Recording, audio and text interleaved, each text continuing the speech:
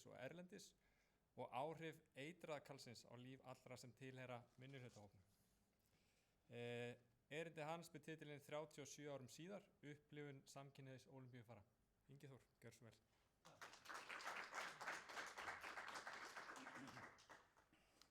Mér langar að þakka fyrir að fá að vera með ykkur í dag. Það var alls ekki auðveld ákvörðun að minni hálfu þar sem ég hef langmestum hluta ævinnar starfað erlendis við svona hinsegin verkefni. Og ég var ekki alveg viss hvernig ég ætti að koma að því sem ég vildi, svo ég fór að googla eins og maður gerir og fyrir algjöra tilviljun finn ég alveg stórkostlega rannsóknarritgerð eftir Svein Semper frá því 2019 sem kveikir svona rosalega í mér og staðfestir á svo margan hátt reynslu mína og þá það að ég hafi eitthvað að segja þessi mál á Íslandi. Og ég þakka þér kærlega fyrir, Sveinn. Ég vona þú sért að horfa. Núna dálítið gaman við séum hérna að það áratugur aðgerða hjá Sameinuðu þjóðunum, þannig að það dálítið gaman svona að sitja með það þegar maður ákveða svona erindi við hliðin á sér og einnig þetta með þennan titil að ráðstefnu hérna íþróttir eru fyrir alla. Erum við að tala þá almennt íþróttir eða íþróttir, keppnisíþróttir, ég ekki viss, en ég fer inn í þetta erindi og hugsa þetta sem keppnisíþróttir. En þá eru þær sko alls ekkert fyrir alla. Bara svo þið vitið að ég ekki með neina glærur, þær eru í einhvern kassa hjá Sagafilm þannig að þið þurfum bara að horfa, í staðinn fyrir að horfa á mig þá er ég með glærur á verkum eftir börn sem hið heimsfræga Tate Gallery að sýna núna á samfélagsmiðlunum í febrúarmánuði sem hluti af sögumánuði hinsegin fólks í Bretlandi. Það er sem sagt þau fá orðið hinsegin og út frá því eiga þau að búa til verk og ég vona að geti notið þess að horfa á það í staðinn fyrir að horfa á mig endilega allan tíman. Mér langar að sýna ykkur 60 sekúndna myndband frá BBC gefið út fyrir 3 dögum vegna nákvæmlega það sama, sögumánuður hinsegin fólks og hefur BBC meðal annars gert 10 þætti hana ýmsu íþróttamenn hinsegin frá hinum ýmsu tímum síðustu aldar og þeirra 21. Younger people today look at me like, what was the big deal? It was a big deal. It was really hard. It was inconceivable for me to think that I could be gay. I was scared that coming out I was gonna lose fans, lose sponsors. I thought I really was gonna lose it all. I was scared. Everyone has a responsibility to make the world a better place. Sports was very good to me. People that are dealing with trans issues, they deserve an opportunity to play sports. Coming out really helped me become the tennis player that I became in free. I realised I have support from so many people. I remember standing on the field as a professional rugby player, being myself for the first time ever, being honest. I love who I love and, at the end of the day, love is love. No life goes perfectly, and it's the people who can adapt to the ups and downs better and be resilient. And that's what sports teach us. Sæl, ég heiti Ingi Þór Jónsson og mér hefur verið boðið að koma hér fram og flytja erindi og þá reynslu mína sem afreksmaður í íþróttum og að vera samkynhneigður. Það má segja að ég sé svo til nýr á Íslandi því að ég einn af þessum hommum sem flúði land árið 1988 vegna vanlíðan minnar á Íslandi. Ég bjó í Bretlandi í 25 ár og svo bjó ég í Svíþjóð og Danmörku í 5 ár og kom svo heim, vonandi alkomin í desember 2017. Flest árin mín erlendis lifði ég sem venjulegu borgari og í skápnum sem íþróttamaður. Þar til árið 2001 þegar þannig vildi til að ég bjó í Manchester þegar að borgin hélt samveldisleikana 2002. Eitt af mikilvægasta fyrir borg eins og Manchester var að skapa arfleifð leikana sem íþróttir fyrir alla. Og út frá því var ég einn af þeim sem síðan var beðinn að undirbúa hvernig leikjarnir gætu höfðað til hinsegin fólks í borginni, sem og til frambúðar. Svo alltaf væri hægt að líta á samveldisleikana sem upphafspunkt breytinga í Manchester. Á næstu 2 árum eftir leikana voru stofnuð fjöldinn allur af íþróttafélögum fyrir samkynhneigða sem var til þess að við sem höfðum unnið með arfleið leikana stofnuðum fyrstu leika samkynhneigðra í Bretlandi 2005 með 1100 þáttakendum víðsvegar að frá Evrópu og enn þann dag í dag standa Pride Games sem eitt helsta aðdráttarafl Manchester fyrir samkynhneigða íþróttamenn í Bretlandi og víðar. En það sem hefur gerst og er mikilvægast af því ég tel að okkur tókst að búa til öruggan heim fyrir samkynhneigða til að stunda íþróttir og þannig vinna að bættri heilsu þeirra, bæði andlega og líkamlega, og núna í dag eru öll helstu knattspyrnulið Bretlands með fókus á hinsegin íþróttamenn og einnig hinsegin stuðningsmenn og leggja til stuðnings bæði fjármagn og starfsmenn sem leiða minnihlutahópa innan þeirra. Þarna skara Liverpool, Manchester United og City algjörlega fram úr. Mér langar svolítið að kasta spurningu hérna út í heimingeiminn og hvort hér sé einhver sem veit hvað það er sem karlmenn sem óvart lendi í því að hitta mig annaðhvort í veislum eða almannafæri og vita að ég er hommi, byrjaði að tala um. Viti einhver? Nei. Þeir byrja alltaf á því að segja mér frá konunum sínum. Eitraði kallinn, en hann getur líka verið kona. Samfélagið og tíðarandinn getur haft áhrif á það hvernig karlar haga sér á fullorðinsaldri. Miðbik 9. áratugarins ríkti mikil hómóhystería í flestum vestrænum ríkjum sem er óttinn við að fólk haldi að einstaklingur sé samkynhneigður vegna hegðunar sem passar ekki við kynhlutverk einstaklingsins. Þegar venjulegir kallar í venjulegum fjölskyldum byrjuðu að deyja í AIDS-faraldrinum var ekki lengur nóg að haga sér eins og gagnkynhneigður, eða straight acting eins og þau kalla það. Heldur gat hver sem er verið hommi, óháð hegðun eða lífstíl. Til að afsanna að þeir væru hommar, þá byrjuðu menn að haga sér á annan hátt, líkamlega og tilfinningalega. Til að viðhalda gagnkynhneigðri ímynd sinni urðu karlmenn tregari við að sýna nánd, sorg eða ást í garð vina sinna. Karlar get ekki sýnt ótta eða þeim sé ógnað og þurfa því að hafa stífar líkamshreyfingar og passa að dansa á karlmannlegan hátt. Auk þess var mikilvægt að forðast ákveðin klæðnað, áhugamál og skemmtanir. Margrét Pála Ólafsdóttir lýsir eitraðri karlmennsku í pistli sínum Gjald karlmennskunnar svona.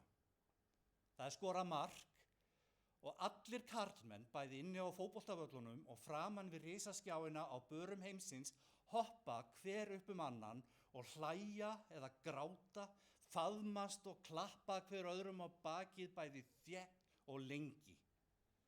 Þetta eru einu aðstæðurnar þar sem karlmennskan er samtaka að sýna óritskoðaðar tilfinningar frá sínum innsta kjarna, þar sem karlmennskan ræðir líðan sína við aðra karla. Nýtur þess að finna hjörtun slá í takti og finna hlýjuna í snertingu og líkamlegri nánd við kynbræður sína, þegar er án þess að vera kallaður hommi.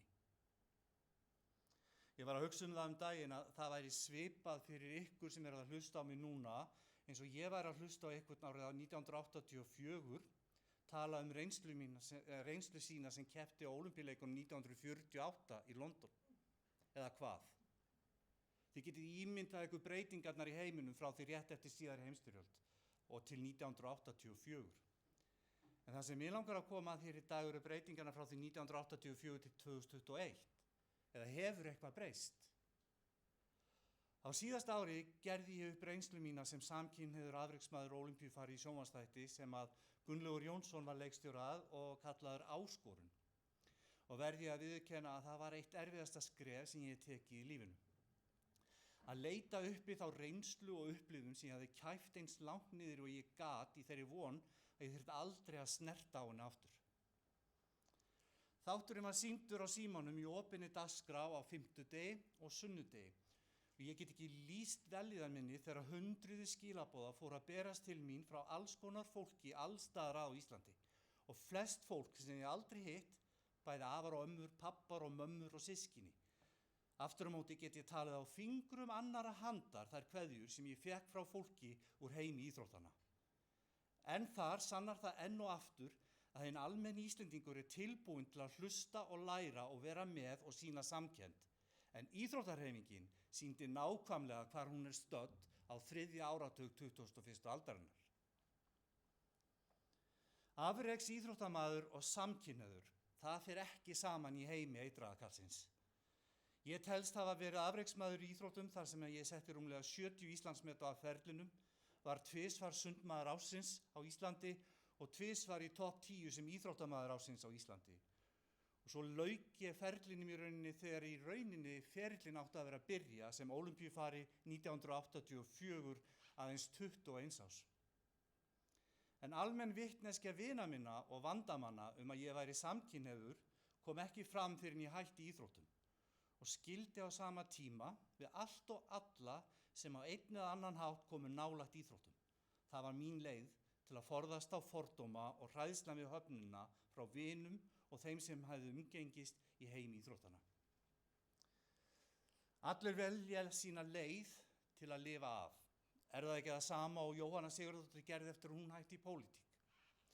Ég þekki aðeins eina mannesku persónulega sem enn var í íþróttum þegar hún kom út úr skápnum og var svo lánsamur að fá að starfa með henni erlendis tíma í byrjun baráttu minnar fyrir tilveru og sýnileika samkynhneigðra í íþróttum.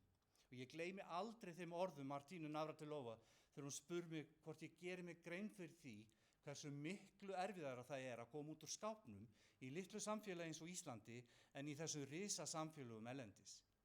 Því hreinlega þar hverfur fólk strax inn í hópinn eftir gjörningin og það alltaf einhver nýr sem tekur við.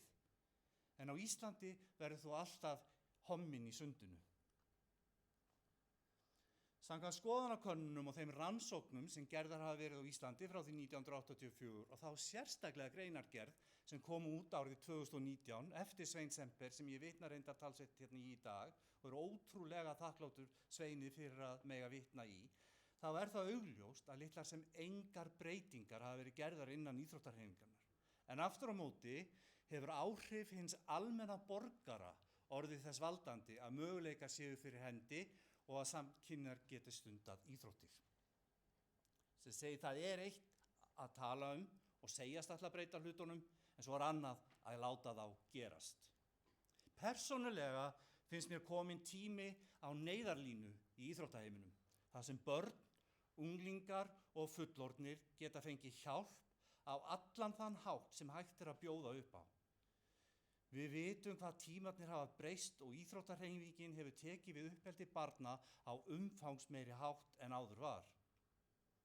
Það á að skikka hverja einustu íþrótt og íþróttafélag að hafa trúnaðarmann á hliðarlínunni sem er með uppeldis- og sálfræðimenntun sem öll börn, unglingar og þeir sem stunda íþróttir vita af og geta leitað til. Ég er ekki bara að ræða samkynhneigða unglinga heldur alla. Til að vita hjálp og stuðning er að fá hjá þeirri íþróttagrein sem hver og einn hefur valið sér að stunda. Innflytjendur, börn sem koma frá erfiðum heimilum, unglingar á breytingaskeiðinu og margt fleira. Ég er ekki í nokkrum vafa að þetta mun hafa mikla breytingar í för með sér og skapa töluverðan fjölda afreksmanna í staðinn fyrir að missa þá út úr íþróttahreyfingunni. Þegar ég var beðinn að koma með erindi á þessa ráðstefnu fór hugurinn á flug og ég verð að viðurkenna það að sársaukinn við tilhugsunum að öll mín uppeldisár voru stjórnuð af eitraðakallinum í íþróttaheiminum. Endalausar spurningar hafa komið upp í huga mér en ég fann hvergi svör á neinni heimasíðu íþróttahreyfinganna á Íslandi en reynda fann ég bera fyrir upplýsingum stefnu hjá IBR en hvergi er að finna skýrar aðgerðar áætlanir og verði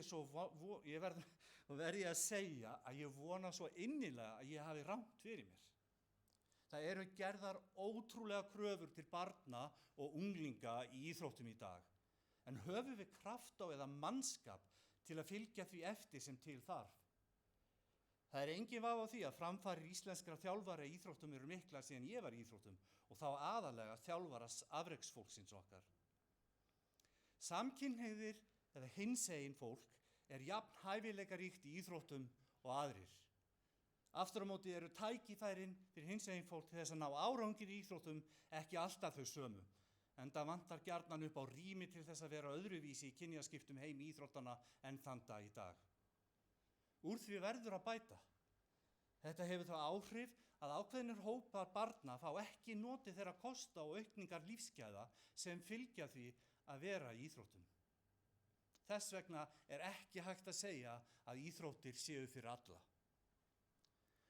Þorbjörg Þorvaldsdóttir, formaður samtakanna 78, segir í Vísi eftir að þátturinn um mig á Símanum kom út. Það var aldrei möguleiki fyrir Inga Þór Jónsson að vera opinberlega hommi á meðan hann var afreksmaður í sundi. Þannig voru einfaldlega fordómarnir á þeim árum sem hann var upp á sitt besta. Von mín er sú að með aukinni meðvitund verði íþróttir öruggur og uppbyggjandi staður fyrir öll börn, ungmenni og fullorðna. Næsta hinsegin íþróttastjarna á hvorki að þurfa að fela hluta sjálfsmynda sinnar fyrir umheiminum né að hætta í íþróttum áður en hún getur komið út úr skápnum. Þörf er á markvissri áframhaldandi vinnu og hugarfarsbreytingu meðal allra sem koma nálægt starfi hvers íþróttafélags því breytingar á andrúmslofti komi ekki að sjálfu sér, þó skilaboðin séu skýr að ofan.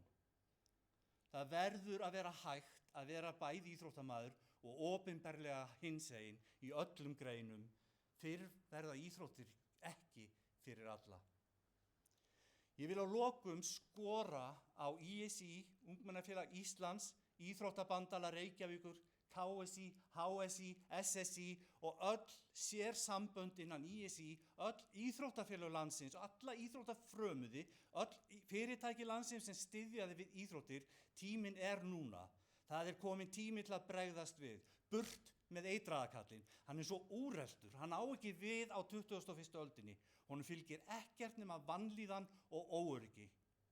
Ég skora á okkur öll að vinna saman að því að gera líf allra barna, unglinga og efnilegra íþróttamanna betra, svo þau eigi bjarta og örugga framtíð innan sinnar íþróttagreinar og ef eitthvað bjátar á þá vita þau hvert þau eiga að leita. Þau eiga aldrei eftir að sitja ein með hræðsluna og óöryggið.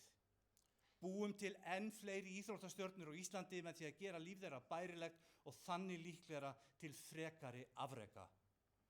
Minnihlutahópar innan íþróttahreyfingarinnar eru komnir til að vera og ég segi einu sinni enn, ekki leyfa eitraða kallinum að koma nærri þeim í starfi og eða í lífi.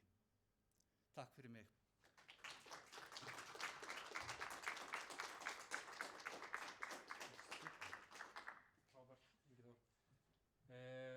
Spurningar úr streymi eða sal? Það er fínt. Það er mikilvægt að spyrja ekki allir í einu.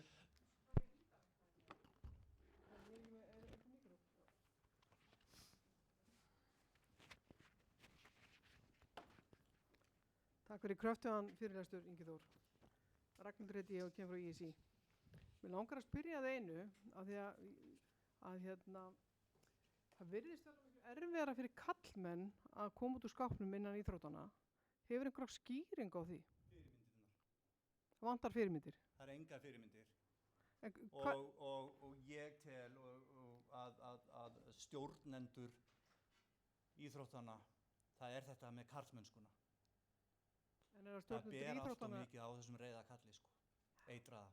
En hvernig getum við snúið þessu við? Hvernig getum við... Þess að segja, við þurfum að finna fyrirmyndir, við þurfum held ég, án þess að vita það. Þetta eru náttúrulega bara upplýsingar sem ég hef og svona vil koma á framfæri. En ég til dæmis tek fram að ég get náttúrulega bara litið til hvað hefði getað bjargað mér til að geta fengið að vera áfram í íþróttum hefði verið að hafa ykkur til að tala við. Það er ekki svolítið enn þann dag í dag. Við erum með samtökin, en íþróttahreyfingunni er þetta bara svona. Við vorum að tala um þetta, ég og Þráinn Hafsteinsson sem var hélt fyrirlestur áðan, að við hittumst síðast á Íslandi 2005. Þá var verið að reyna að koma þess að stað með íþróttahreyfingun og þá meðal annars KSÍ. Það hefur ekkert breyst, það hefur ekkert verið gert, það hefur ekkert verið, það er engar upplýsingar um. Til dæmis nú er komið með fyrir transfólk á síðu ISÍ, það er ekkert um hinsegin fólk. En það er bara svo ég afstand að sitja kannski og vera að verja eitthvað. En það er bæði þjálfaramenntun, bæði hjá ISÍ og hjá KSÍ eru fyrirlestrar hinsegin fólk. Þannig að það er allavega þá eitthvað og það er búið að vera þannig í einhver ár. Tótla sem var hérna með fyrirlestur áðan, sagði mér áðan að hún yrði hjá KSÍ með hérna fræðslu núna á þjálfarnámskeiðum. Þannig að við erum ekki alveg á núllinu, en auðvitað getum við gert betur. Við erum á sama stað eins og ég upplifði að var í Bretlandi svona 1990-95. Við erum þar. Það er ekkert komið lengra.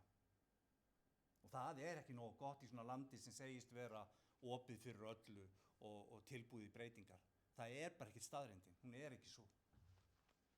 Ég held að það ætti að fara að skoða það nákvæmlega. Til dæmis ef að fólk á Íslandi, það ríkir rosalega og er mjög ríkt að þú kemur út úr skápnum og það veit á Tommy, við skulum bara ekki ræða það.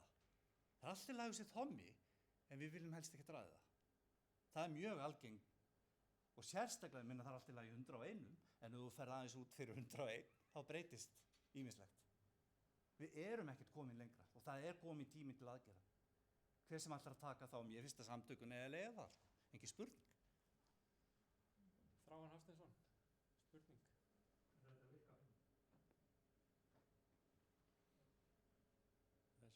Já, sko, við Íslendingar teljum okkur nú vera bara ansið framalega á þessu sviði jafnréttis, en hérna, Ingi vitnaði í fundin okkar 2005 sem að ISÍ hélt og KSÍ minni mig. Það mættu 2 til að ræða þessi mál og mér finnst ekkert að hafa breyst síðan. En það hefur heilmikið breyst í samfélaginu. Hver telur ástæðuna fyrir því að íþróttahreyfingin er svona langt á eftir íslensku samfélagi í jafnréttismálunum? Ég tel að vera hvernig staðið er á haldið er spaðana hjá íþróttahreyfingunni og hverjir það eru sem að það er ekkert endilega það er þessi eitraði kall sko, það er allt of mikið hann. Ég er svolítið fastur í honum ennþá sko, það er kannski örugglega að komast út úr því en þetta hann er mikið áberandi núna á COVID-tímum og það er eitthvað svona ég vil benda á það að það breytist ekkert hjá mér fyrir en ég hætti og kom út úr skápnum en þá gæti ég ekki yfir íþróttum ég að hugsa það sama býtu, hvernig þetta með fólki sem er í KSÍ og ISÍ af hverju ekki verið að gera meira af hverju ekki upplýsingar 2021 getur hringt í eitthvað þegar samkynhneigður kemst að því 14-15 ára gamall og vil koma út úr skápnum það er engar upplýsingar já en þetta á að vera hjá ykkur líka ég er alveg á því þetta að ég vera hjá eins og ég segi í ræðunni að þetta skora bara á öll íþróttafélög það er bara komin tími til aðgerða og það þarf ekkert mikið til að byrja með Við þurfum að taka fund Ég held að Síðasta spurning, Hafrún Já, Hafrún heiti ég og er hérna deildarforseti íþróttafræðadeildarinnar hérna í HR og við viljum gera eins og vel og við getum af því að við erum að náttúrulega mennta fólk sem fer langflestir inn í íþróttahreyfinguna eða í íþróttakennslu. Ertu með ykkur, já við náttúrulega reynum að fræða náttúrulega nemendur, ertu með ykkur ráð fyrir okkur og náttúrulega líka þá HÍ í leiðinni? Eitthvað svona eitt sem að... Ég er náttúrulega ekkert að fara að... Nei, það er komin tími til að fara að byrja. Mér finnst við vera á nulli, ég verð að segja alveg eins og og Ingi Þór er búinn að tala við mig nafni minn. Já. Þannig að við erum byrjað að taka. Ok, frábært. Við erum með fleiri spurningar, það er engin alveg ráðstefna nema að fara aðeins yfir tíma. Þannig að bara leikir. Hann er að segja því ég er sem sagt yfir ofbeldismálum og áreitnismálum hérna hjá Íþróttamannafélagi Reykjavíkur og hefur að fara með fyrirlestra inn í íþróttafélögin og ég var með fyrirlestra 2019 og þá fekk ég að heyra frá sem sagt það var ég að tala við stráka í meistaraflokki knattspyrnu þá segja þeir já það er alltaf leið að vera hommi en bara í skólanum við viljum ekki fá neina homma inn í klefana og þetta er bara 1,5 ár síðan þannig að ég vildi bara nefna að þetta er rosalega mikið í gangi ennþá í íþróttahreyfingunni í dag.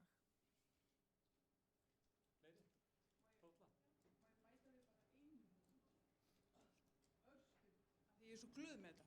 Það var sem sagt bara gerður núna nýlega samningur við Reykjavíkurborg við samtöki 78 Þannig að við eigum í rauninni að sinna allri fræðslu til Íþróttabandalags Reykjavíkur. Þannig að núna til næstu 3 ára, ég held alveg örugglega, samningur við öll íþróttafélögin innan Reykjavíkurborgar. Þannig að þetta á leiðinni. Hægt rólega mun þetta gerast. Ég hef trú á því.